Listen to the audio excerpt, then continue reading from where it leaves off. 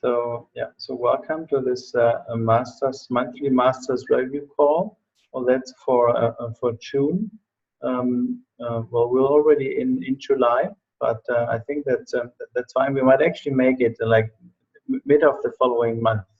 I have to think about that. Well, I'm currently on vacation, so I actually couldn't do it earlier. And in August, same, I will be traveling back home to Uruguay beginning of August. So yeah, so we've got Peter who's traveling a lot. You just talked about that in the pre-talk. Would you like to say some words, Peter? I would like specifically. I would like to hear from you your experience, because you've been catching up boot camp. You missed boot camp completely. You missed LMP completely, right?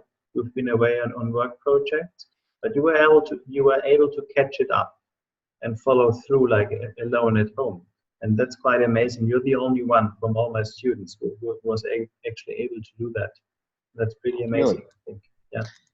So I think part of it is, in my learning process, and I don't, maybe this was deductive reasoning as I went through the last 5 to 6 months, I've had absolutely no time to trade, extremely little time to even look at the markets. However, in understanding my long-term goals of progressing into this, and this being one of the things that I do enjoy, or motivating for me from that standpoint, what I have come to understand or conclude is that you need to not only work on your psychology, but you need to find a trading style that also fits the cadence of where you might be in life. And for somebody like myself, I have a full-time job, but at the same point in time, see that, in the future, I would like to move into the full-time trader. Well, that's a really, really vague term that I've figured out. Is that a full-time day trader? Is that a full-time swing trader? Or is that a full-time, position trader? Depending on what else you want, and also where you are with everything else and the demands that you have in life to keep things consistent. And so what I've slowly begun to do, and I would say the last 3 to 4 months, is start to develop a strategy of working on goals as well as discretionary rules that help to define more of a position trading for me, because that to me right now is something that I can find as extremely attainable as well as manageable with my schedule. And so being able to do that, then that takes the criteria for me, even though there may be setups or moves that are happening down, on 5-minute, 15-minute, or even hour.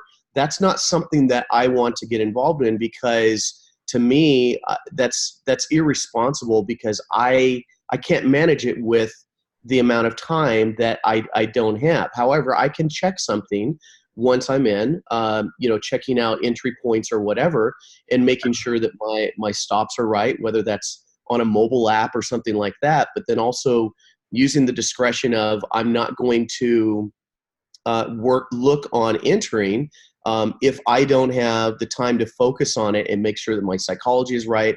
I don't have distractions at work or whatever that might be.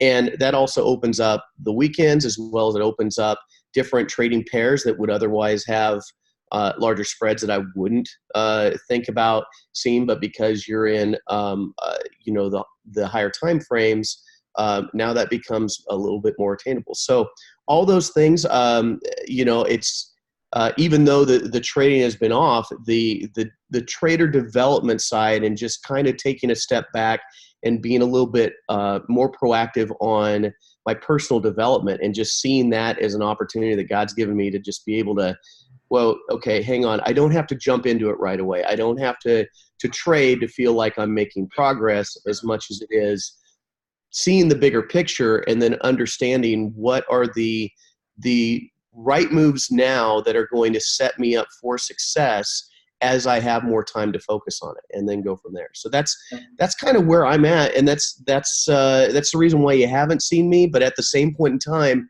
know that as soon as I see those emails, come in with the link to the video, they're going in queue, and I may not even see them for a month or two. But man, I go back and I watch every one of them, no matter how long they are, just to catch up on where everybody is and understand where the markets are, as well as what everybody's strengths, challenges, successes, failures, and just kind of learn from our entire group. So that's what I have, Gabriel. Yeah, you're a very structured person. I think you're in project management, right, for work? I am, yeah, technical direction and project management. So, well, I can understand from the way you approach the whole trading thing as well. So that's quite amazing. Especially as I know that when you have done after boot camp was over, when you've gone through the whole boot camp on your own, right? Going through all the blocks and done the simulation. Right. Same with LMP, the 3 months.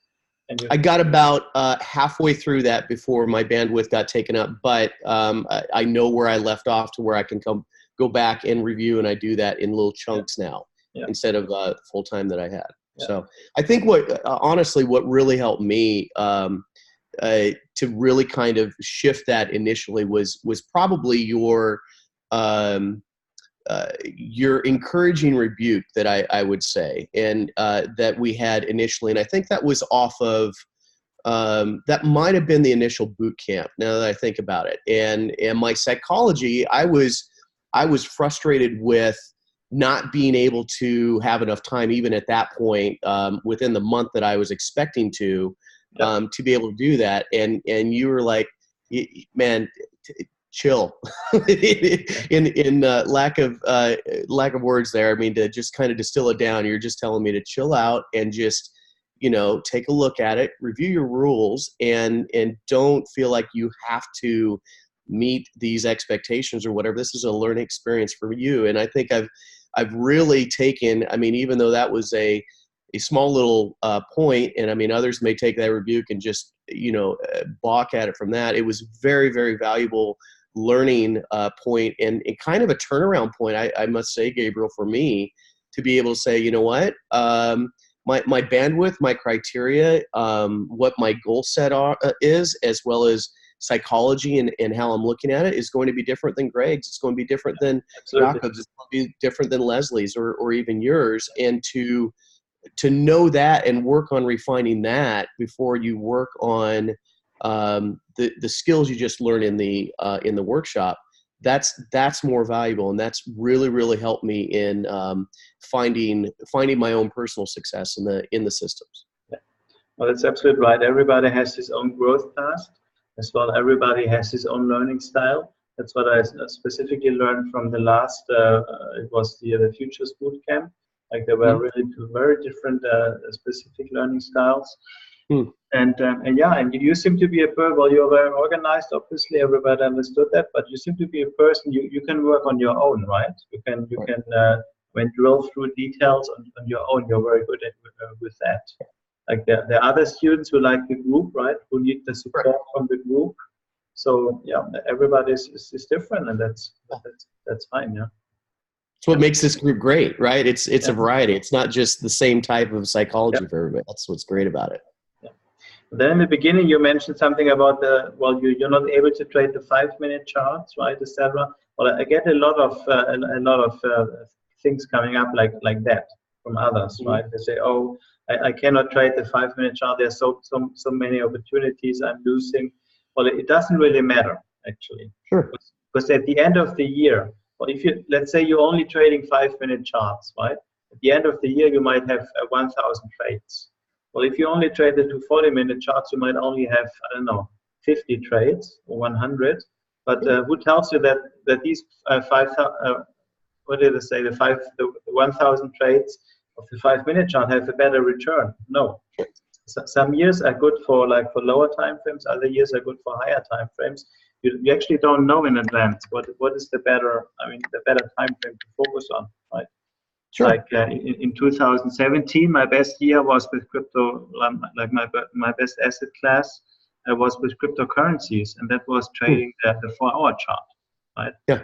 So you Okay. never know in advance. So you shouldn't, or nobody should think, oh, I cannot trade this, then I'm losing and missing opportunity. No, absolutely not.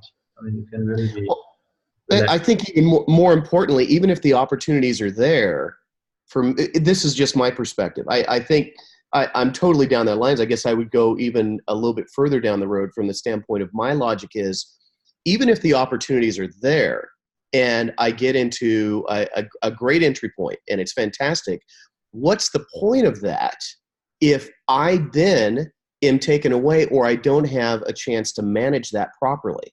Yep. Because then that's a failure or a loss right there, not necessarily based on not seeing the setups, but simply because I was irresponsible and felt essentially that would be a very good category of fear of missing out and just doing it, driving myself because I feel like I have to hit the setup when in reality it's bad management that takes me out because of my time. Sure. So. The time frame you trade needs to fit you. That's exactly that. If you trade like too short or too long, doesn't fit you, it's not going to do well. It's not going to do well for your psychology. You will not have fun doing it, right? So I mean, you have to find that's part of the niche you have to find, which includes the other time frame you want to trade, right? Absolutely. Yeah. Agreed. Yeah. Okay. Good. All right.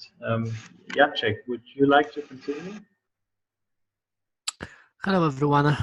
Can you hear me? Yes. Yeah. Not much update from my side. I'm still working on my beliefs, on my psychology. This is very, very important for me. This week I was listening to the audiobook The Way of the Superior Man, which was on the short list that you recommended. It is very good. I have also bought a hard copy, and now I'm going to read this book. So this is a very good position in my opinion. Why do you think it's a good book? How does it help you with trading? I have to read. English is not my first language, and I have to read this book and rethink about everything. I think it is very good position, but I need time to digest the material there. Yeah. Right now, I'm staying with the market. I'm not much active. One more thing from my side.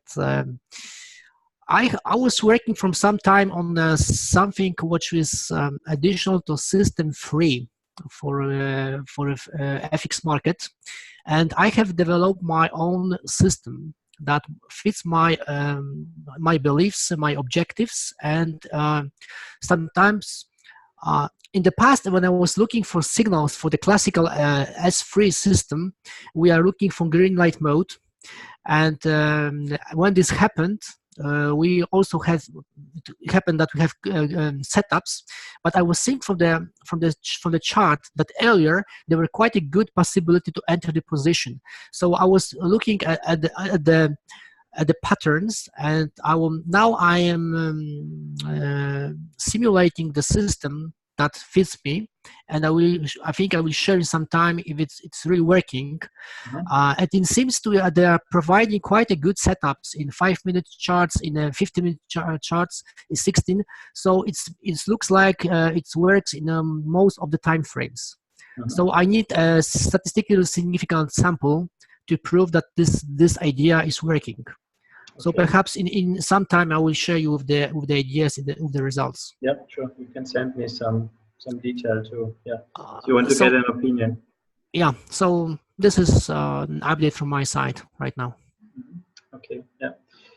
Yeah, I was interested in the book that Jacek talked about because it's only some time that that it's on the reading list that I recommended.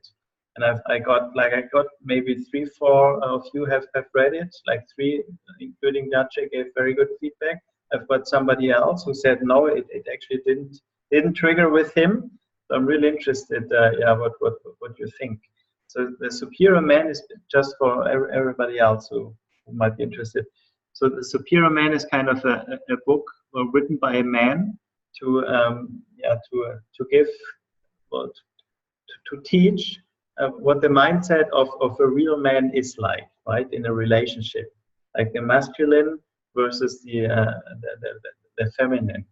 And I think like trading and dating is very similar, because there's a lot of emotion involved, right? There's a lot of fear and rejection of euphoria. You put a lot of on the line, right? Approaching somebody and talking to somebody, and it mixes up your psychology completely, right, at times. And it's a very good book to actually find the captain in yourself, like being grounded, not getting confused, not getting stressed, coming from a really strong point, which is what I'm referring to in LMP when I say being the captain of your trading, so you don't let yourself push around by the market. So the market, you can see like somebody else, somebody else who tries to confuse you to take your energy away, and you just find your strong stance, right? And he talks about that in a male-female relationship. It's well, it helped me a lot in life, and I think it works pretty well for trading as well. That mindset. It's a small booklet, so yeah. If you read it, let me know. I really enjoyed it. I can recommend the audiobook because the author himself, David Deida, he's talking, he's reading it out loud. It's quite good, I think. I heard it. I read the book and then I listened to the audio. So yeah. Okay. I will come back with the feedback when I finish reading the book. Yeah. Okay. That would be good. Yeah. Yeah. Well, Jacek is a special case too, because he went through boot camp, LMP, etc. He was really good, and then he understood that he actually had to work on his psychology, right, and his mental state. And this is when he took the decision, like to stop trading, or like slow it down and actually focus on the other things. So Jacek, you've been on a meditation seminar, right? You travel there and you're doing all kinds of things. Yes. You're doing Sedona release as well, don't you? Yes, yeah. As well, and Vortex as well. The Vortex healing, to get rid of charges and unuseful beliefs. So that's it's really amazing what Jacek, like what he's doing, right? What he puts, what effort he puts on to improve his psychology. It's This is my choice. It's a very good example, I think, for others. Okay. Well, I'll come to you at last, Leo, because I'm going to talk about your questions too. So let's come to Greg. Greg. Yeah. Hi, everyone. Can you hear me, Gabrielle? Yeah. Very good. Yeah, that's great. I'm tucked between these tall concrete towers in the middle of London. Yeah. Tried to find a quiet spot. So hi, everyone that I haven't met before. So an update for me on my master's journey. Gabrielle and I had a call last week, and I wanted that call to help me prioritize what I should start working on, seeing as I have a year's program ahead of me. And I think we concluded, Gabrielle, that first of all, it would be helpful to me if I understood my vibration level. And then I also have the Van Tharp Peak Performance course that's collecting dust on my bookshelf, which I've since got down off the shelf, and I'm going to start working through that. And perhaps similar to others, on this journey as well, I think my overall priority is to work on myself first, with the belief that the trading will follow naturally afterwards. And I'm currently reading Trading in the Matrix, Van Tharp's book, which I'm finding very difficult, but I'm persevering to get through it. In combination with working on myself, I've started meditating in the mornings, and I'm looking forward to doing more and more of that, including a morning walking meditation. So I've been searching on YouTube for different guided walking meditations in the morning. I have a lovely garden at home that I can walk around while I'm doing that form of meditation. And probably that's about it for me, I think, Gabrielle. Certainly I'd be interested to know with anyone else on the call how else you yourself may have gone about prioritizing what you work on, because the master's journey sort of itinerary that we have from Gabrielle is a vast amount of many subjects that we can research and look into, and there's just so much there. I would certainly be interested to hear from anyone on this call as to how they chose what their priorities were. Okay. Yeah. Is that okay, Gabrielle? Yeah, sure. Let me give Great. a quick answer before everybody else can. Yeah, thank you. What they think. So yeah. So you're referring to this master's journey template, the Excel list with the 5 development areas, right? That includes like these individual sub activities. Yeah. Yeah. So the basic recommendation to start with the first development area, so building the base, so the very first item is reading fundamentals, the reading list. Now some of you like Mac in Australia who has very limited time. He's reading a lot. I think Mike as well, who's in the call, is going to talk later. So my recommendation is like starting from top to bottom. My style would be like going like attacking one of those sub items, completing it, and then going to the next one. Maybe skipping one. It doesn't need to be followed one by one. You can skip some and then come back later, or decide not to do it at all. But there are different styles, and that's what I had to learn. So Peter, for example, when he sent me the template, he showed me what he's working on. I don't remember exactly, but I think more than half of those sub-items he had put at yellow, right? So saying that he's working on that. And I got a little bit scared when I saw that. And so we had a private discussion. And that's when I found out, okay, well, that's his style, right? He needs to work on different, like on a number of things at the same time, right? Well, he will complete them, sooner or later. He prefers to work on different things at the same time, right? So I think, well, that's very much comes down to personal style, I think. But the general recommendation is from top to bottom. So let's hear some of the comments from everybody else. That's right what I said, Peter, right?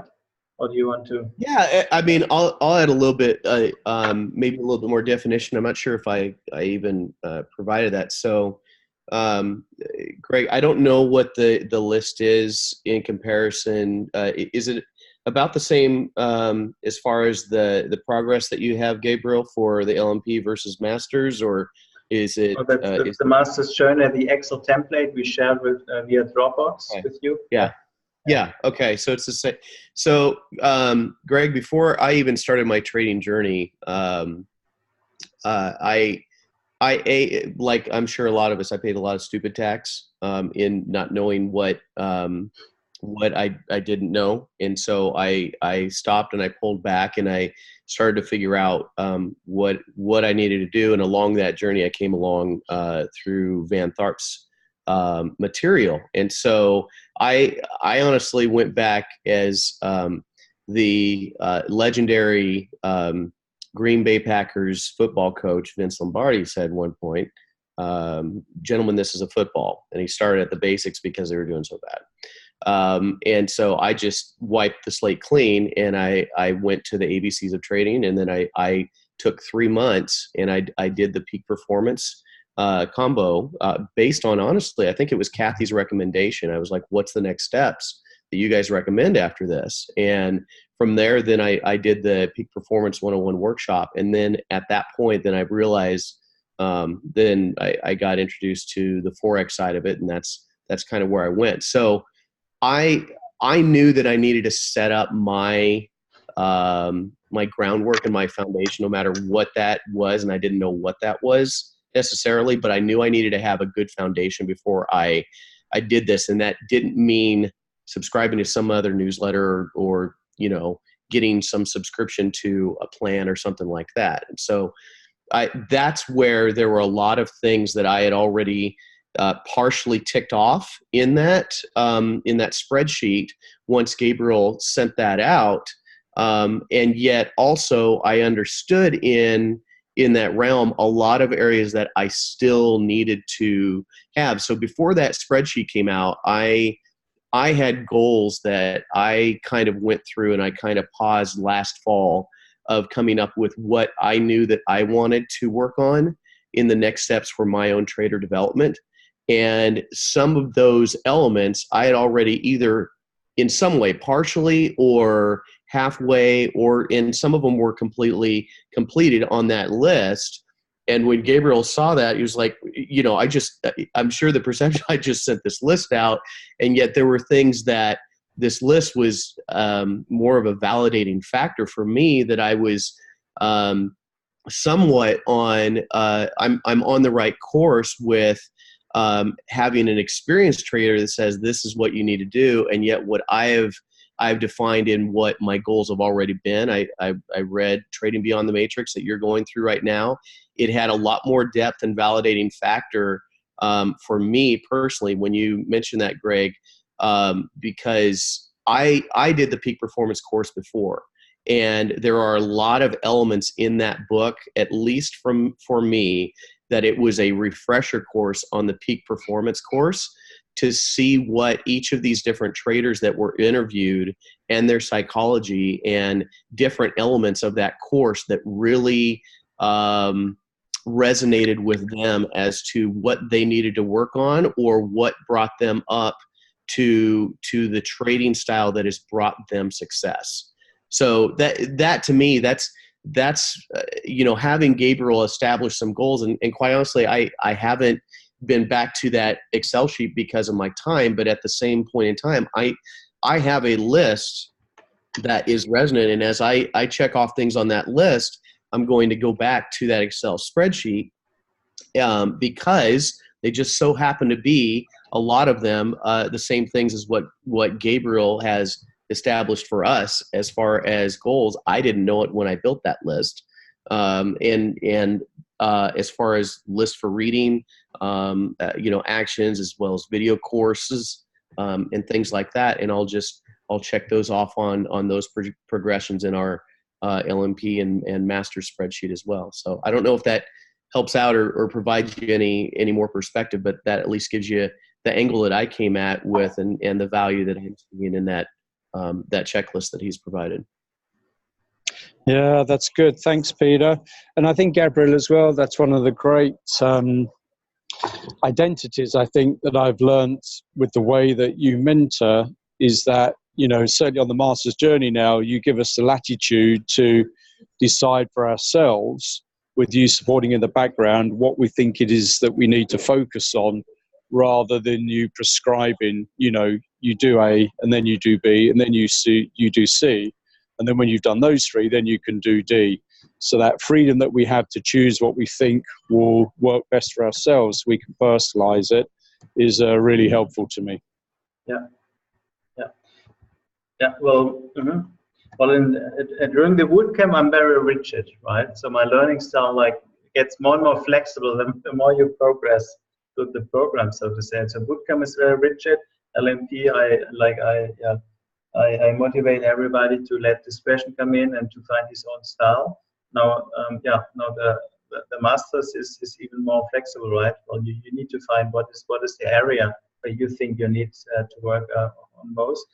I've just plotted down the areas that I think are very important in trading these systems, right? If you trade other systems, definitely that there will be other areas. So some of those, like the Peak Performance Home Study course for trading, every trader who's serious should do that. I mean, that's for sure. But okay. Yeah. Thanks, Gabriel. Mm-hmm. And then Leslie asked about the vortex healing. Yeah. So vortex healing, because Jacek mentioned it. I've done vortex healing too. It's kind of it's a higher energy. You can compare it a little bit with oneness, with Diksha blessing. So it's an energy that heals, and the energy that heals takes finds emotional charges and releases those. So it can be used to work on beliefs, like to release unuseful, non-useful trading beliefs. And whoever is interested in that, there's a very good book. I don't know if Jacek has read it. It's called Awakening Through the Wheels, and I've put here in the chat and the Zoom chat the link to Amazon. That's the book. It's very interesting, and the book actually explains you how complicated the body energy system is. Like these beliefs and these emotions, they can be stuck in different layers. I think there are 8 layers, and the higher the layer, the emotion is stuck, the belief connected. The more difficult it will be for you actually to access it, right, and release the emotion. Jacek, I don't know if you have just been at the workshop. Was it 2-day workshop, I think, right? What do you want to add?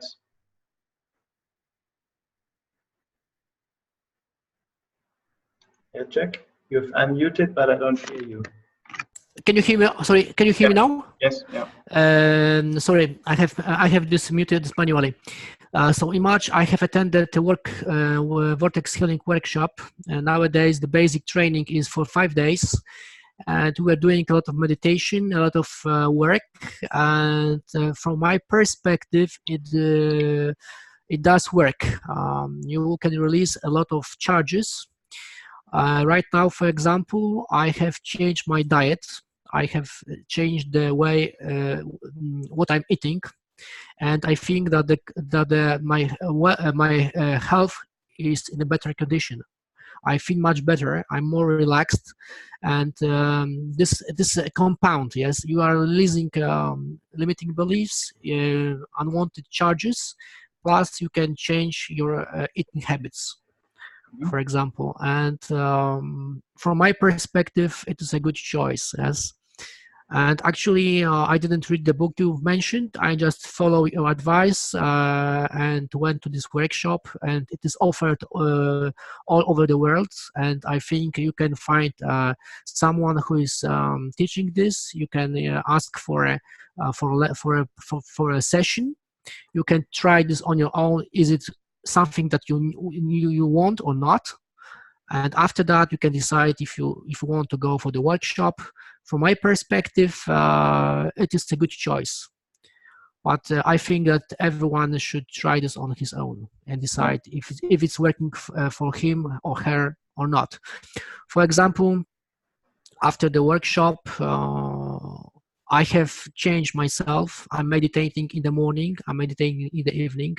I think I am more calm, more relaxed.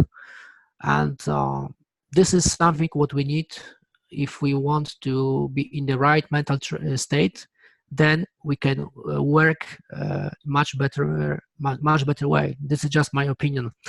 And I think that after the Vortex Healing workshop, I have to reach the minimum level that's necessary for the trading. It means this is acceptance. I thought I reached this level before, but I didn't. This is just my opinion. Mm-hmm. Okay, thank you for that feedback. Yeah. I attended the workshop. It's about I think it's 2 or 3 years ago. Yeah, and I quite liked it. Yeah, and yeah, and so regarding beliefs, unuseful beliefs or emotions you want to get rid of, I recommend everybody to use different techniques, right? So Sedona technique is one of the first things I usually recommend. You can already chop off quite a lot of things, but I believe nowadays that some charges might be very deep rooted, and it's kind of explained in the book. So for me, it was kind of a logic. And I decided back then, because I had something like that was coming over and over and over again, I decided to work with somebody, and I know Jacek is working as well with Patrick. Like he's a vortex healing expert, right? And he can connect to your body energy system from a distance, and actually find that charge and heal it, release it. So well, I don't recommend you, like I'm not I'm not recommending to do this like actively. However, if you think, oh, there's something very specific that nags on you, and you can actually not, you're not able to release it anymore, then it might be a good idea to talk with Patrick. He's one of, from what I understood, he's one of the best healers they have at Vortex Healing. He sits in Holland, and he's a very good guy, and I'm working with him too on other, on my personal things. So whenever, I'm not giving out like his name and address to everybody. If you're interested in this, well, just write me an email, right? And I'll provide you with more information. Yeah. Okay. Let's move on to Mike. Mike. Hi, everyone. Hello. I guess we're sharing what we've been working on, and I've kind of been all over the map. I've been not so good at following the spreadsheet, so I need to get some time to get back to that. In terms of what I've been doing, I guess piggybacking on the conversation we were just having is I like to do my work that requires a lot of brain power in the mornings, and then when I start to feel like I need a break, or I can't think clearly enough anymore, I move on to usually either some sort of exercise, or I take that as time to work on either meditation or just work on reading. So that's kind of the approach I've taken, and that's kind of why I like to combine the market experience and learning either fundamentals or technicals of how markets behave, along with the reading part of education, which generally, depending on the book, I guess, doesn't require quite as much brain power. So I look at it as more of a relaxing part of the journey versus where you need to put a lot of brain energy and thinking energy into what you're doing. So in terms of meditation and everything, it's just, that field is just so vast. I guess you can kind of liken it to trading. There's just so many different styles and techniques and ways to do it. So I've been just experimenting. Regarding meditation, you mean specifically? Yes. Yeah. I think I shared it with you. I don't know if I shared this with the group or not, but I owned this book for a while, and I just got around to reading it, I think maybe a month or two ago, and it's called Becoming Supernatural by Dr. Joe Dispenza. I think it's on like a top reading list. I don't know if it was New York Times or one of those. So basically it talks you through like how the subtitle is How Common People Are Doing the Uncommon.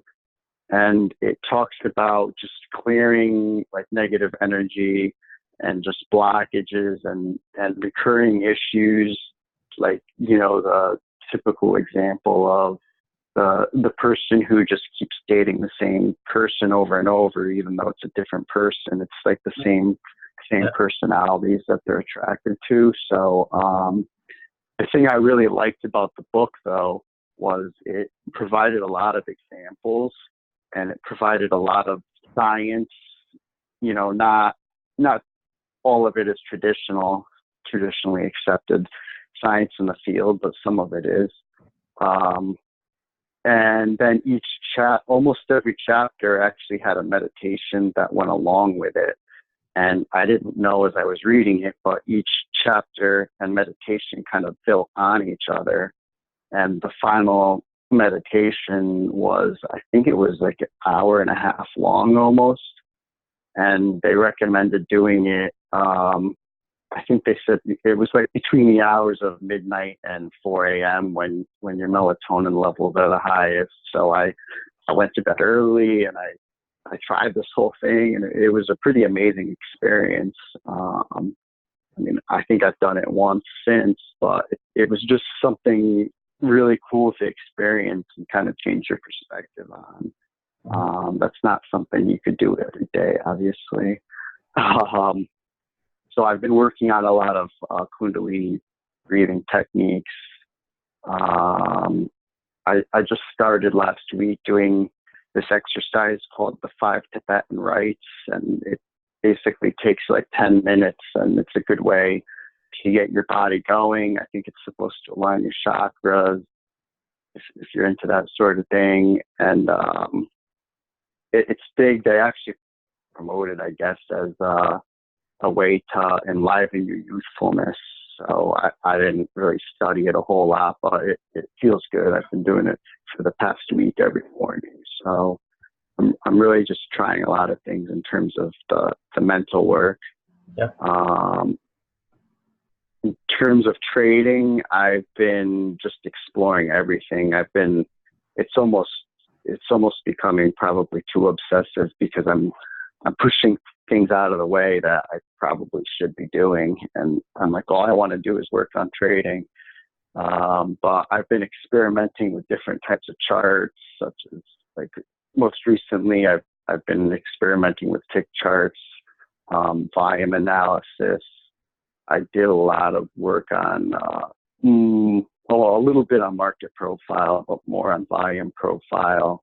And I notice as I'm watching the markets, I feel like there's a key component that's missing from a typical chart. And I think that maybe over time it becomes more or less intuitive, but until that, I mean, that could take a couple years maybe. I'm not sure. I know I'm not there. So I'm very interested in analyzing volume along with my charts. So I've been doing a lot of, well, I'm just getting into it actually, but I'm getting into doing some work with volume scope, which basically, along with volume profile, which will tell you what size the transactions were at any given price. So I'm kind of jumping around to different types of trading, and I'm kind of taking what I like from one thing and combining it with a lot of the stuff I learned from Gabriel, and combining it with some other stuff that maybe I learned at Reed's or from someone else.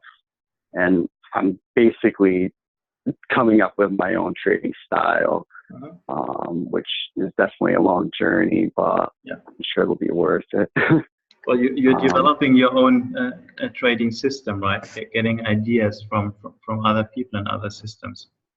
I've done that too, actually. That over the past 6 weeks, my desk is a mess. I printed out every single market open year to date, and I have them all categorized and analyzed. Basically, it's a 2 to 2.5 hour period, and I figure what better place to start than the market open, and I can build on, my trading from the open. So I've basically put them into buckets, analyzed how they tend to perform. I have spreadsheets of statistics on everything to provide a statistical edge. And I actually hired a programmer to automate trading systems that basically trade at the open. And it's anywhere from like a 30-second trade up to about 20 minutes. I'm not actively trading it yet because developing something like that and tweaking it without over tweaking it is a science. But I feel like it's a good starting point that helps me more understand mentally how markets behave. And from there, I'm actually right now looking for a book on auction theory, or a book or two on auction and game theory, because I've run out of books to read at this point when I relax. So I think that kind of covers it. Did I miss anything? I think that's pretty much what I've been doing. Yeah. So there's nothing wrong about building your own trading system, right? That's what I did as well in the Super Trader program. The only thing that you should be aware, like everybody should be aware, that if you build your own trading system from scratch, it takes at least 1.5 to 2.5 years, right? So to fully develop it. So if you shouldn't think that you do that like now for let's say 3 months, and then you have it. No, it's not like this. Oh, right? absolutely. I agree. Yeah. I did it more for the experience of analyzing the data and using it as a building block. I don't know that I'll ever trade it, but it was really awesome I felt like I learned so much from the experience. I think it might have a slight edge, but you don't know what might happen going forward. So it's just something I have in my arsenal now, and someday I'm sure I'll probably pick back up where I left off and continue to develop it to become something that can trade every day.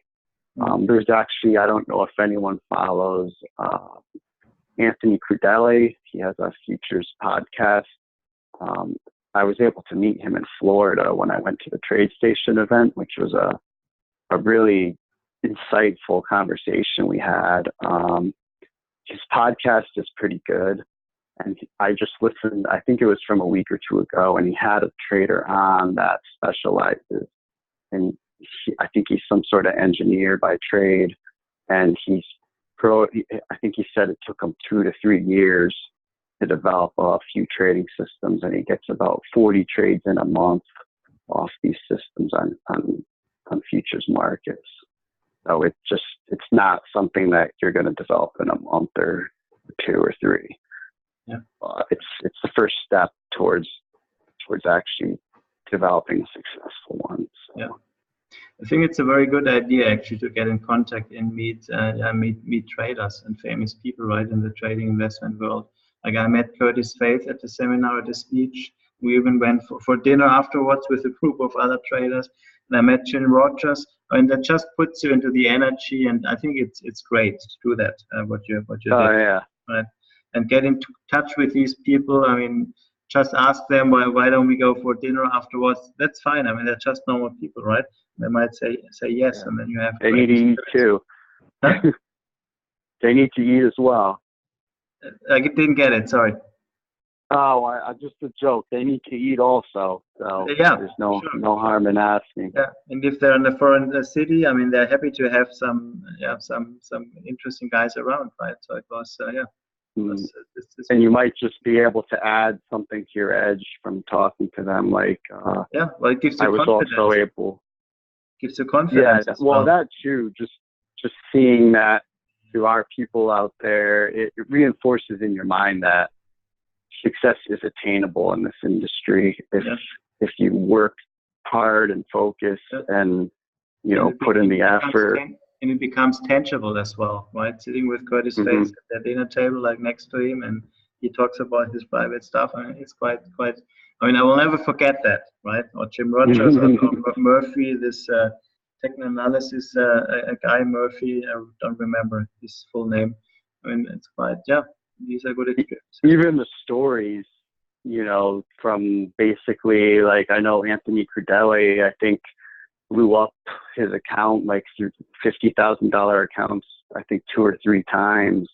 And then he had to go to his aunt to borrow money because he actually had, I forget what you call him, but he had a pit membership and he was totally out of money. And his aunt lent him like her last dollars supposedly. And that was his make or break it moment. And he made it. So just hearing stuff like that, it's very powerful. Yeah. Okay. I don't know. Yeah, I think that's it. Yeah. Okay. Thank you. Thanks. All right. So, okay, Leslie.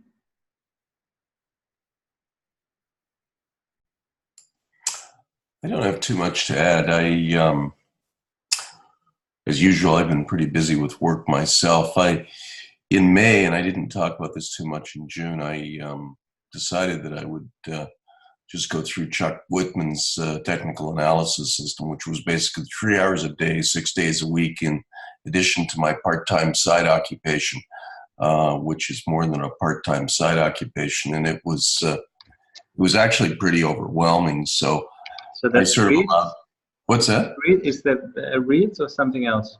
No. This is something entirely different. It's 3 weeks, 6 days a week, and it's basically between the video time as well as the homework he gives you. It's probably about 3 hours. It's probably about 3 hours a day, maybe more than that. So I did that. So I did that just to sort of get a different, bit of a different perspective on things. I've also been thinking about some stuff, some other stuff as well, just related to psychology / spirituality. And there's been one or two little health things that have come up where sort of my mortality has sort of come up and gently tapped me on the head as well. So there's been some stuff there. So I'm sort of beginning to relook at a couple things. One of the things I want to do is dive into the Enneagram in a little more detail. And secondly, I think what I'm going to do is,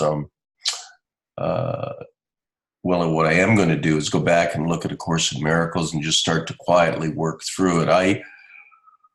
What I've found with ACIM is that the whole issue of forgiveness and what they define forgiveness as is something that I think is actually very helpful, and I need some refreshing. I need some refreshing on. I've been getting up a little earlier in the morning as well, and I've actually found that sort of even if it's for 5, 10, 15 minutes, just having a little quiet time to just sit, maybe focus on my breath, meditate or pray or whatever you want to call it, has also been very helpful as well. I don't have too much else to add. Okay, thank you.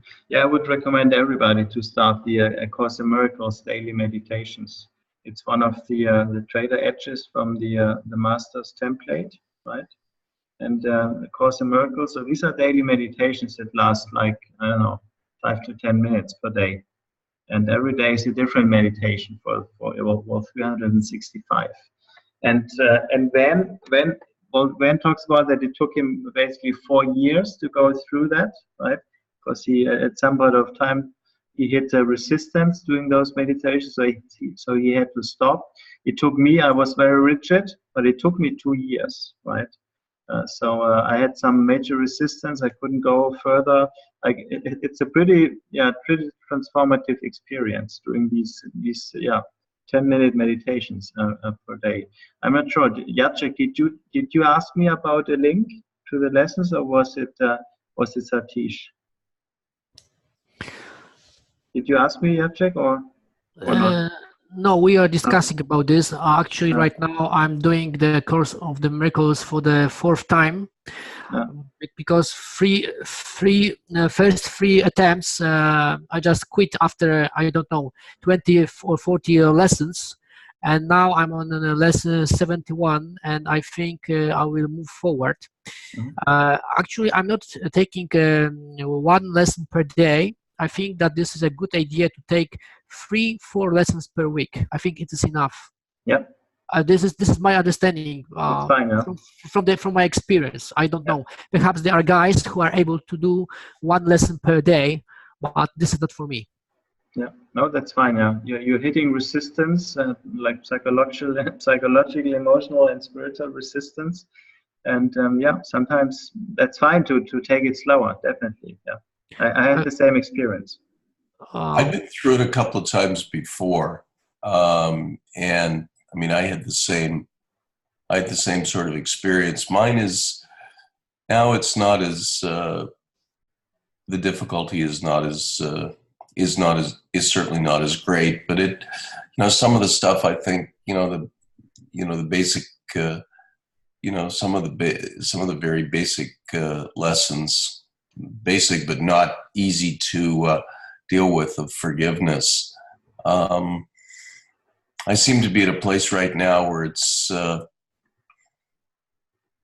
I'm more open to integrating them on a more in a more global fashion. It's certainly helped me tremendously in my work, where I have to deal with people in various states of distress, to put it mildly. So that's really helped me, and it's really opened my eyes to a lot of things as well.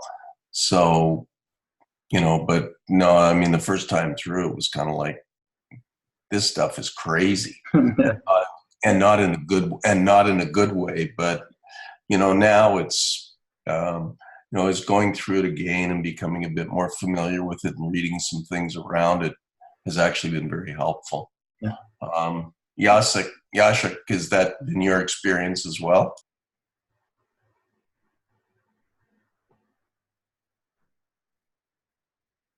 Jacek? Sorry, there's interruption on the line of the internet. I cannot hear you. I cannot hear this interruption. Can you hear me now? Yes, I can hear you now. Sorry, I was just going to say that my experience with it this time is that, the basic but very difficult issue of forgiveness, I find, is much easier for me. I guess I'm more amenable to integrate it in a more global fashion. And believe me, I get lots of forgiveness lessons every day as I deal with people who are in various states of emotional distress, some of which are fairly significant. And my question to you was, what has been your experience going through it the fourth time? Is that, is my statement realistic? From my perspective, right now I'm working on my limiting beliefs and on discharging negative emotions, and I combine this with the course of the miracles. And I think right now, when I have discharged some negative emotions that was not able to do this on my own, my understanding for this lesson is different. Perhaps I'm repeating the same lessons again, and I find this in a different way. But I think this is a combination, because some of my limiting beliefs is already released, and I find this lesson in a new way. This is how I understand this. So this is my perspective. Yeah. But I understand that these lessons are difficult. Sometimes I'm reading this and I'm wondering what it's about. I have to digest this. So I have to understand what it's all about, and we'll see. I think that this time I will finish this course, and time will tell. Yeah. So, thanks. Van talks about that a bit. So he in the Super Trader program, he says, but once he had been able to finish A Course in Miracles, like after 4 years, right? Actually, his company took off. So he said for him it was a major change, like a major spiritual mental change, and it had a big impact, like bottom line on his company, the Van Help Institute. So what A Course in Miracles, what it basically does is it's loosening the ego. And working on your ego and loosening your ego grip can be quite frightening, right? Because the ego wants to keep the grip. But trading with a big ego doesn't work. So as a trader, you want to be very flexible, you want to be aware, and you want to loosen up your ego, right? That's the idea. And A Course in Miracles does that. So let's just give a practical example, because that's one of the lessons I remember. It's one of the early lessons, and it's something like this. I think it is exactly this. The daily meditation is, nothing I see means anything to me, right? And the meditation is, you have to look around, like in your room or outside, and you have to point at things and say, okay, this chair doesn't mean anything to me. And you really have to feel it inside. But you as well have to include things you are attached to, right? So you have to look at your dog or your cat and say, well, this dog doesn't mean anything to me, right? Or this beloved motorbike of mine doesn't mean anything to me, right? That's a pretty interesting exercise, right? If you do that for 10 minutes, and it's obviously it's progressive, and every meditation is different. Well, it has an impact on your ego, and the ego starts to kick back basically because it feels threatened, right? And that's interesting stuff with A Course in Miracles. That's kind of a hit and punch game with your ego, kind of for your better for the better good of your higher self, basically.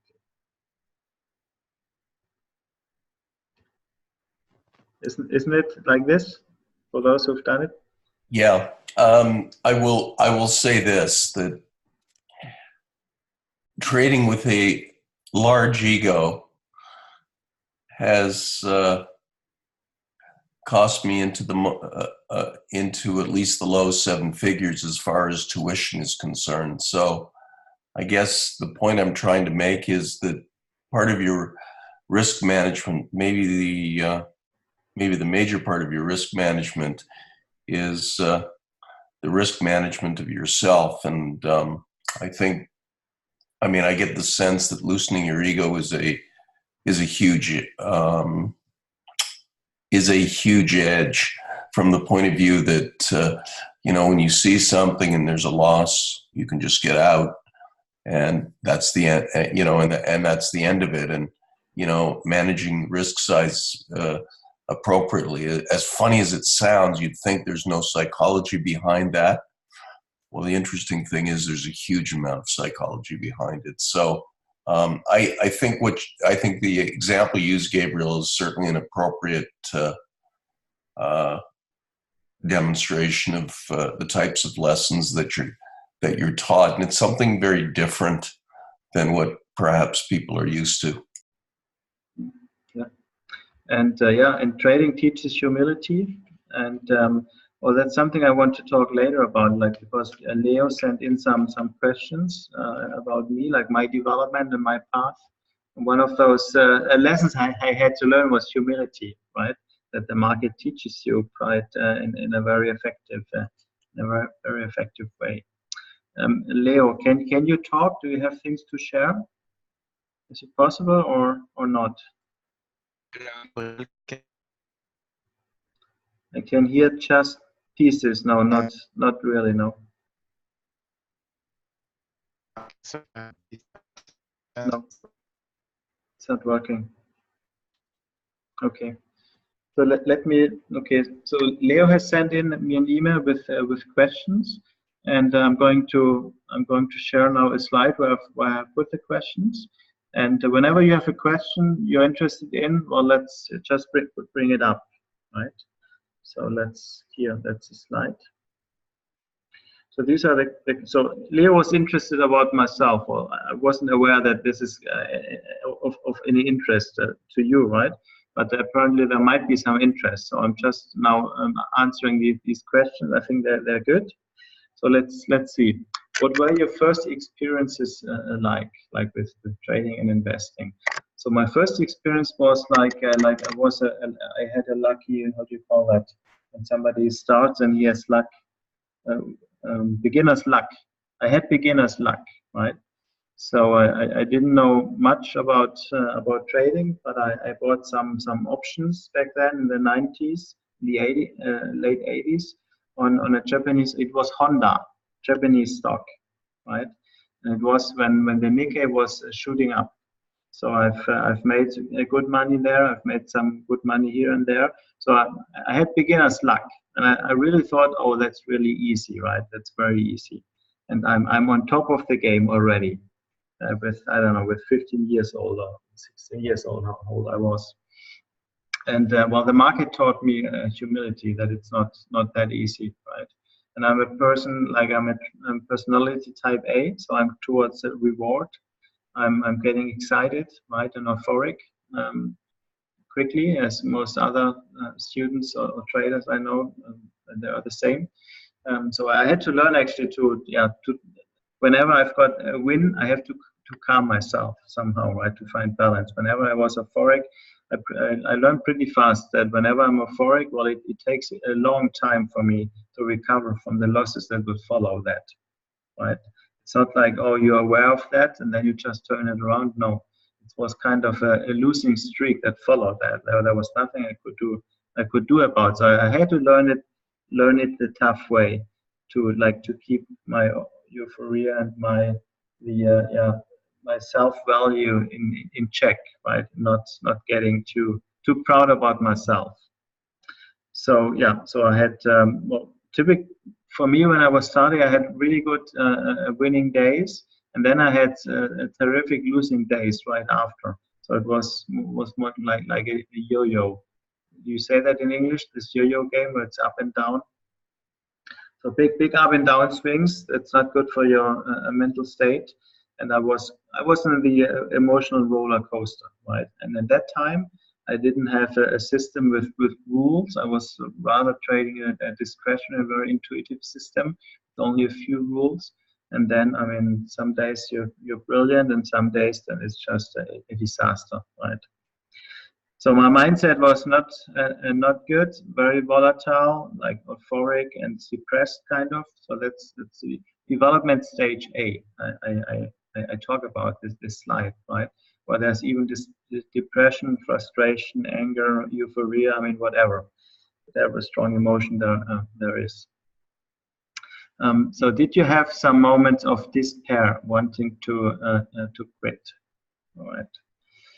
So yeah, so my situation is a little bit special, because when I started to become really serious about that, I actually joined the Super Trader program. While I was working at Allianz Global Investors, I had a really good job. So for me, the decision was clear that I cannot just leave my job. I earned a ton of money, so I couldn't just leave. I needed to do this program, 2-year program, to actually find the confidence to make this move out of my regular job. So moments of despair. Well, I was just following Van's guidance in the Super Trader program. So I had things to grip onto, right? So that's why I think despair was not that such a big issue for me. So did you have moments of a plateau without much progress? Well, I think that's typical in learning, that you have plateaus. Definitely, I had those, and well, progress is relative, especially I think in trading. You don't really understand when you're making progress in trading, because it's such an intuitive activity. This is why over and over I recommend for those in the bootcamp and as well in the LMP, just to go back to trading journals a couple of weeks, couple of months ago, and then you will actually see the progress you have made. It's very difficult otherwise to actually find out progress, right? And yeah, even if you think you have not made progress, you go back your trading journal and you actually understand, oh, you've learned this and this and this, you wouldn't have taken this trade because of this, and it will become much clearer to you. I think this is how I liked to track progress, actually. So how many years and products did you try before starting to find your niche?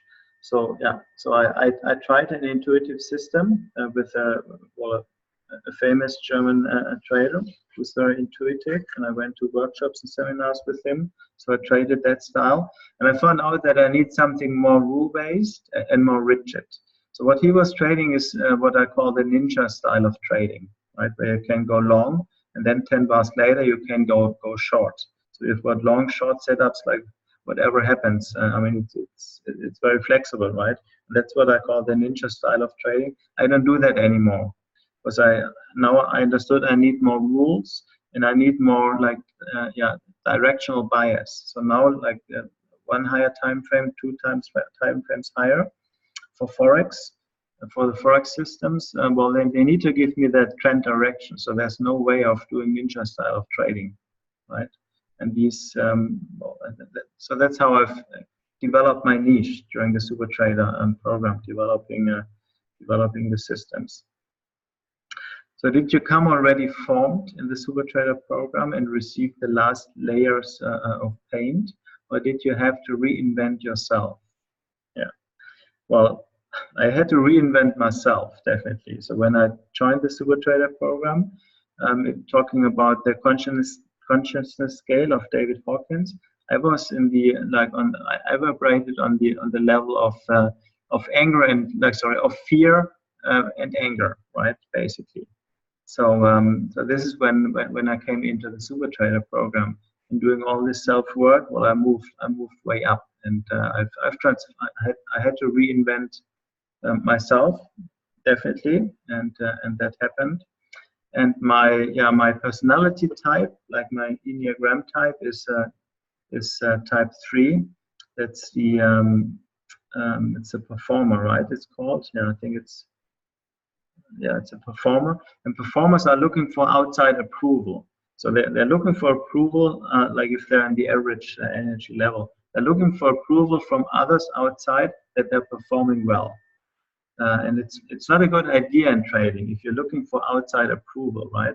Because looking for outside approval means that you yourself are not sure. You're actually convinced that you're not doing well, and you need somebody else to tell you, well, not only once, repeatedly, right, that you're really good and doing well. And this is kind of, that was my survival strategy as a kid as well. I was like, whatever I did, I was the best, like in sports, in school, and here and there. And always, I was being the best, so others admired me and told me how good I was. So that's why I drew my confidence from. Or where does this come from? Well, my brother was always constantly pushing me down. Right? My survival strategy was, well, he pushes me down. He thinks he tells me I'm stupid. Well, I'll show him that I'm not stupid. So I got really motivated by this. And this is how this outside approval, well, I know where it comes from, right? And this is something I had to break down. Because trading and looking for outside approval, well, that's not what's going to work. As a trader, basically, you want to have the confidence from within that that you are good, right? That you don't need things outside that make you valuable or that make you a good trader. That's something I had to learn, and that happened for me. That happened during the program when I was working on releasing beliefs and emotions, and even after the program, obviously. I've done the Sedona technique after the program. I followed through with that, I don't know, for 2-3 more years. Once I completed the Super Trader program, and I did other things. Obviously, I went to India. So there was a lot of work for me. I didn't start well, like on this mental point of view. I didn't start very high. I started very low, actually, and I had to climb up. Like Jacek mentioned, that he now thinks, or he is on the acceptance level, while he was lower. I think Jacek, because we talked about that, you were as well at the fear level, I think.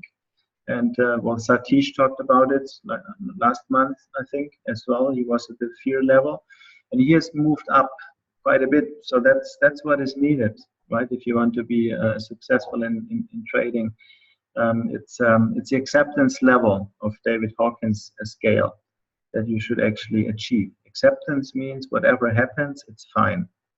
That's the idea of acceptance. And let's see, what else did I want to say? Oh yeah, there's more. There's another question. So how many systems have you tried and let go of? Okay. Well, not too many, because I decided to develop my own systems in the Super Trader program. I didn't know when I joined, but I quickly found out like I didn't want to trade the Ken Long systems I learned back then. And so I've decided to develop my own things. So I didn't try out too many things. So what are the habits that made you progress the most? Yeah. So for me, like the biggest thing I think I'm pretty sure is like letting go, because I'm this performance personality type. Like I have got this push, like if I'm trading, I have to take a trade. Otherwise, it's not a trade. I'm not a trader. Like I had this mentality, this thinking, and it's not good if you're squeezing trades out of the market, right? So I had to learn that I should let go, be relaxed, and kind of indifferent from a mental state of point of view. And this is what I teach. Well, I start with teaching that in the workshop, right, and then all along. So I'm just teaching what I learned with the years. basically. And as well, something that is connected to that is knowing or staying out of the market. Like if I'm not feeling well, in the past I pushed it, I pushed the envelope, and it's not good if you're trading if you're in an anger state, right? Or if the market is not good, not providing good opportunities, well then stay out of the market. So I had to learn that as well. Staying out of the market, it took me years to actually understand and learn that. But that goes along with letting go. So yeah, letting go of the fear of missing opportunities, basically. That's a common fear among traders. If you let go of your fear of losing, like of FOMO, fear of missing out, if you let go of that, well, you've made a huge step forward. I think that's what most traders are failing with. They have FOMO and they jump in at the exact wrong time, and then they get stopped out and they get all the losses, and the few winners are for those that actually do the exact opposite, right? That's trade those traders. So this is so this is my response to these questions. But let's see. Are there any more questions, or would you like to get more comments on any of those? It's very useful to hear, Gabriel. Yeah. Okay. It's good to hear. Yeah. Thanks for sharing. I was kind of curious. I know this is going to differ for everyone, and I know it's always a continuing development, but at what point did you have like the confidence, like you spent a good amount of time probably developing your systems, and from when you decided to become a trader to the point where you could basically wake up with confidence and say, you know, I'm going to trade well today and not make a number of mistakes or not get frustrated and whatnot. Like at what point did it start to click in your mind that you can be successful, I guess, and that you are successful? Yeah. Okay. Well, yeah, in the very beginning, I had these big swings, right? Big winning days, big losing days, etc. And then when I started to develop the systems, well, I was not profitable right away. It was kind of slightly losing, and once in a while I've got a good winning streak, and then again losing. But that was psychologically and mental in nature. What I talked about, I had to let go of these things. And then at some point I was break even, right? And that's what I mentioned in LMP. I think being a break even trader is already a big achievement. You've gone a long way. If you're break even, it's not you're not far away from being a profitable trader. So you should actually be very, very happy if you're a break even trader. That's a very small step to become profitable. And becoming profitable is for me learning, like staying out of the market, right? Letting go, and these type of things. Well, that was specific to me, to my personality type, because I'm a very pushy, like clinger type of person. When I've got a goal, well, I go for it, whatever. I mean, beyond any pain, right? That's my personality, and it's not good, right? And like I had burnout and all these kind of things. That's typical for my personality type. So in terms of like time frame though, was this like a three-year journey for you, or would you say like 2 or 5? Yeah. Well, it took me like 2-3 years to develop the systems, right? And you mean from that point on, when the systems are readily developed? From the point where you decided that you wanted to become a trader. Yeah.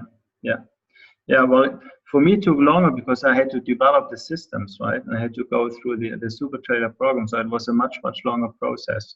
So for me, it took about it took 3 to 4 years, right? Basically. But well, this is one of the reasons why I like teaching so much, because I know that the road is very stony, it's very difficult. I can give, like, for those that actually like the systems, I can give a lot of help. And somebody, I mean, who actually fits with these systems and follows through and everything, can shorten that. What did I say? 4 years, can shorten that to 1 year or 1.5 or 2 years.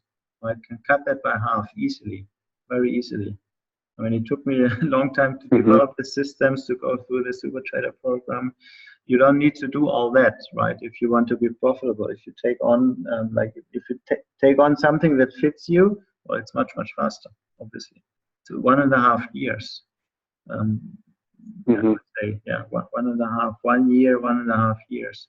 But it depends on the psychology, right? If you start low, as I did, well, then you need more time to work on your psychology and your mental state. Something that Jacek found out for himself. Jacek was, in the boot camp, he was brilliant, simulating in a really brilliantly. In LMP, he was brilliant, and then he started to trade the live markets, and that's when his psychology got triggered, and when he understood that he had to work on his psychology. And for me, it was the same situation, right? I understood, oh, my psychology is not good, I'm getting hurt, and I need approval, and all these things, right? And it's not working with trading.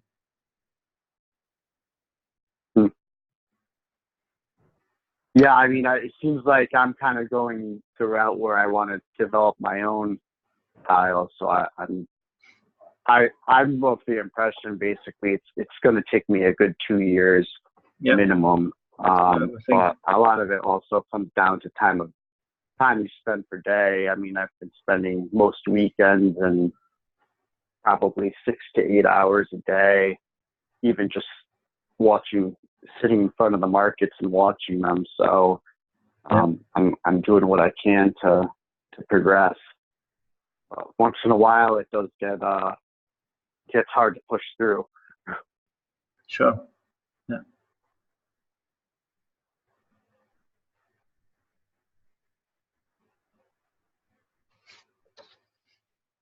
Okay. Anything else? Any other question you might have?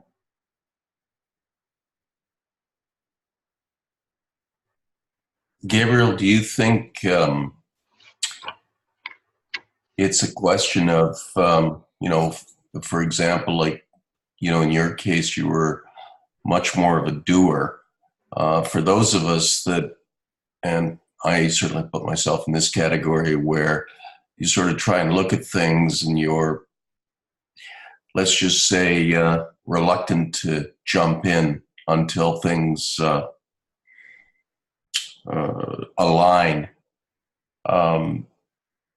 What is your sort of view on that? And, because some people talk about over trading and other people talk about under trading. I think my temptation now, to be honest with you, is to be very much of an under trader, because I think when I was younger, I jumped into an awful lot of things, but I certainly was not at all cognizant of risk management. So I just wondered whether you could talk about the whole over trader versus under trader paradigm, and the issue of how cognizant you were about risk management, both initially and as part of your evolution. Thanks. Yeah.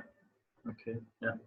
I think being that personality type, and I would say it's about 1/3, 1/4 of the students I know are your personality type, right? And I recommend to those to have, like, for yourself, to have a more stringent goal setting, and especially monitoring, right? So setting your goals, like having a weekly goal, having a monthly, 1 year, etc., having a daily goal as well, like things to do on the day. But very important, like, to monitor yourself, maybe on a weekly basis. Well, that was your goal. Actually, did you follow through? And if you didn't follow through, well, why not? And do you have to change your goal, or do you have to change your behavior or your motivation? Right? I think it has a lot to do with motivation as well. Like, if it's something where you can build around a compensation scheme around these goals, right? You can say, okay, I don't know, my goal is 3 A Course in Miracles lessons per week, right? if you complete that, well, you get, I don't know, you get 1 point. And if you have 10 points together, well, then you can go for a massage, right? So that's kind of a compensation, a positive reinforcement. Or now you have got 10 points. Now, I don't know. Now let's do 1 week without A Course in Miracles, right? Things like that. So that, yeah, it gives you a motivation to actually do it. I think that's very important. You're setting the goals, monitoring, and then connecting a compensation to that. Positive compensation, right?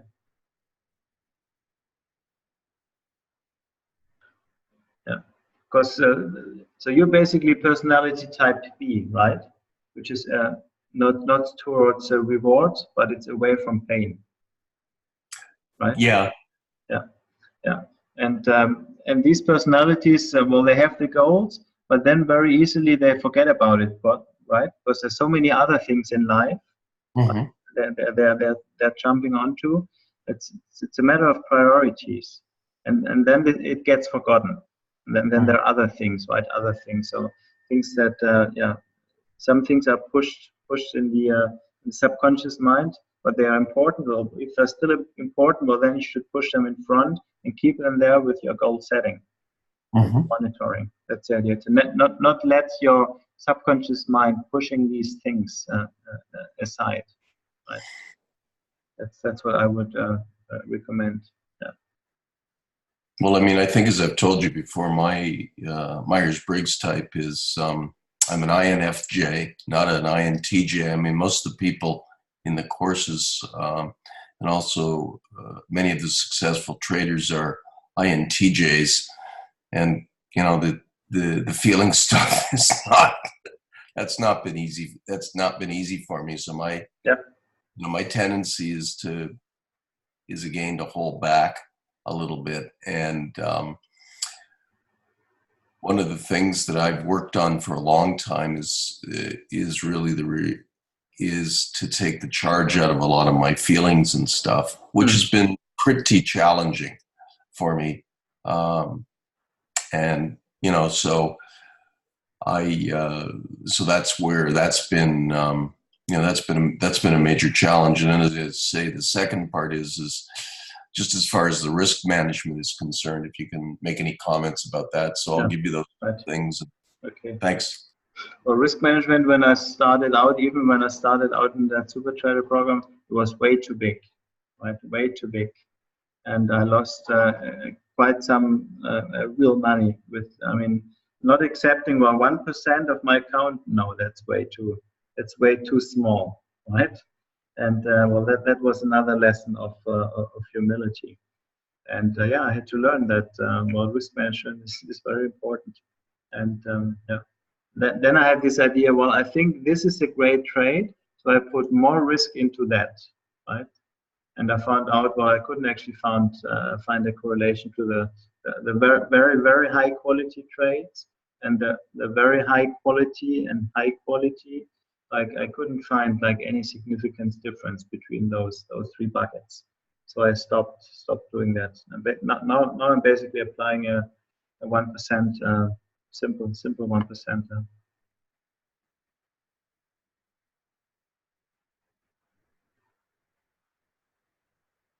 I think what was interesting is what you mentioned. I think it was the second to last question that you answered with your getting over FOMO. That's actually something about 5 months ago that I was actually all of this time of just being kind of on pause was a psychological exercise, to say the least, when it came to the markets and seeing things. And so first couple of months, I didn't even get to look at the markets or anything, just because of how busy I was, or stay in touch with any of it, or stay in touch with the what was going on with the calls and everything. And it brought up some initial things in my mind, and honestly, it was frustration. It wasn't necessarily missing out on the market as much as it was not seeing that I was making progress with it. But in reality, just going through that was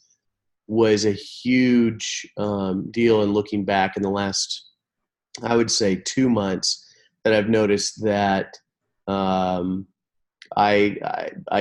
don't have a perception of missing out on the markets, even with, what's happened with in the crypto markets and what I've seen in some really big moves in Forex.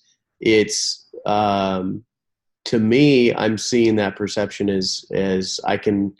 It's awesome to be able to identify where those moves are and to be able to see the systems and to just call that out and be able to look at it without having a feeling that's charged from the standpoint of I have to get in right now. I have to be a part of this right now, and just being able to use that as a time or a respite to recalibrate and make sure that what I am seeing is right, and making sure that everything is right psychologically, so that when I think it's setting me up for a greater success now that I'm finally making progress and movement once again, to be able to see that. But I mean, that was definitely part of my process, that I think just being a goal-oriented person, that I think I'm probably more prone to, not necessarily as far as FOMO in general,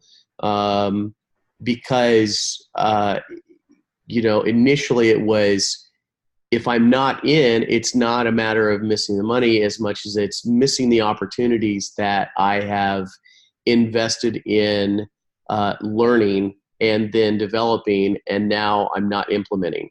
And so that was the biggest frustration, not necessarily what, I guess you hear from other investors of, I'm missing out on a chance to make it big. That wasn't it, as much as I was missing out on the progress. And so when I got over that element, and I was able to just identify of just go more with the flow, and the California surfer dude of just hang loose type of thing, it really, really helped in understanding that take it in stride and take it in time in life, and those opportunities will come, and when they come, you'll be ready to take advantage of them. So everything has its time. That's what I learned. Agreed.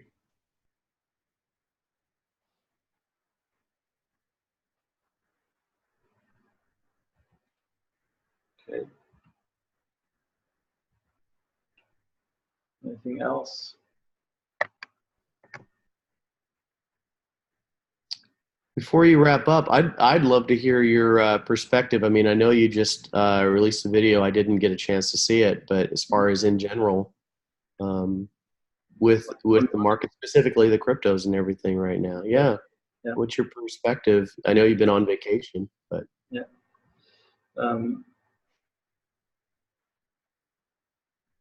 okay, well, the crypto market is at an interesting, very interesting crossroad. I've made this video. Exactly. For the IATM newsletter. Bitcoin has increased from 3,400 to 14,000. Right, that's a big move. I think 3,400 was in February. And it's basically it's an S1 pattern on the weekly chart. It has made a one-directional move. It hasn't actually made a pullback. So it's in a very early stage of an uptrend, and we might see a pullback at any time. Or for an S1 pattern, typically it can happen that there's no pullback at all. That it just runs through the stops, right? The stop run levels, and makes a new high. So the high in Bitcoin is 20,000. Currently we're at 14,000. So there's a possibility that it actually continues running, or as well, like I'm talking about that in the video. Or I think the probability is higher that we actually see a pullback to 6,000 or 8,000 or 10,000. A good size pullback. Did you see I don't know if you were on vacation or not. This was back, I think it's the 22nd, or no, it was the 25th, 26th of June. Did you see that pullback that happened at all? It was Yeah, from 14,000 to 10,000, right? That's yeah, within less than 24. It was very interesting because and it was validating. That was one of the points that I think it was very affirming from the standpoint of I saw it was overextended, and I just called. I was like, this is about to go down, and sure enough, it was within 20 minutes, and it started its pullback big time. So I don't know. Are you thinking that there's still going to be a pullback greater than what that one was on the 25th, 26th? Yeah, possibly. Yeah, possibly. We could see a much deeper pullback towards the 6,000. So that would mean, from 14 to 6. So there could be a much deeper pullback. But Bitcoin, like consolidating 35%, 40% is very normal. So what we saw from 14,000 to 10,000, that's not very unusual for Bitcoin or for other cryptocurrencies. They move even faster. So I'm not like worried about that. That's kind of in the normal range. Just worried if I'm looking on the weekly chart that we are in the or is it the monthly chart? Yeah, we're way overextended, right? Mm-hmm. So at any time we can pull back, or we could just make a run through, like a follow through to new highs above 20,000. So both is possible. Hey, the one thing I was going to ask you, you're using Binance, right, as far as the platform, or what to analyze or as a broker? To trade on or to analyze? Yeah, to analyze, I'm using TradingView. That's pretty good. TradingView. Okay. To get all cryptocurrencies, like the most important, like hundreds of cryptocurrencies. Okay. And and the broker, I'm using, one of the brokers I'm using is Binance. Yeah. Okay, because Binance won't. I think with being a U.S. entity or citizen or whatever, it kind of like what happened with TradeStation. It just wasn't worth it for them with all the compliance. Yeah. So I think I was looking at Bitfinex was close, but regardless, Coinbase, I can recommend Coinbase as well. Coinbase as well. An online wallet, and they offer you, I think, 34 different cryptocurrencies, like the biggest ones. And trading might be the easiest start. Okay. The one thing I wanted to ask you about was, because a lot of your systems are multi-time frame based to be able to remove discretion or to check off rules in the rule sets. But some of these online platforms don't necessarily have that. What's the discretion you have found you let go of, or do you pull back from the shorter time frame charts, or fill me in on what your thoughts are when you only have the capability of looking at a single time frame chart for analysis on or for trading from that standpoint to go in? Cryptocurrency or in general? Crypto. Yeah. Well, for example, on my mobile phone, I've got the TradingView as well. Mm-hmm. And there I can only open one chart at a time, right? Well, I will just, like, if I'm seeing, okay, there's a pattern on 240, then I'm opening up. Well, then I'm switching to the daily. It would be one higher time frame, and then to the weekly. So I can do that as well. I don't need to see them all plotted in front of me. That's how I'm doing it with my mobile phone. Okay, so it's just not as fast of a process, but okay, it's interesting because that's what I would. The time frames, basically. Okay. That's helpful to know. Good. That works too. Yeah. Okay. All right. I think that's about it. I think we had a good and different meeting this time. Very much so. Yeah, it's a good call. Since I last talked, I've moved on to a train and going through various tunnels, but I've managed to stay connected, and it's been great listening to everyone talking. Okay. Good. All right. Safe travels, Greg. Yeah. Good to chat with you. Talk to you. Hope everybody gets a chance to enjoy some holiday or vacation time this summer. Yeah. Gabriel, don't get too burned over there on the beach, but enjoy some beach time for all of us. Staying in the shadow. All right. Okay. All right. Thank you. Bye-bye. Goodbye. Bye.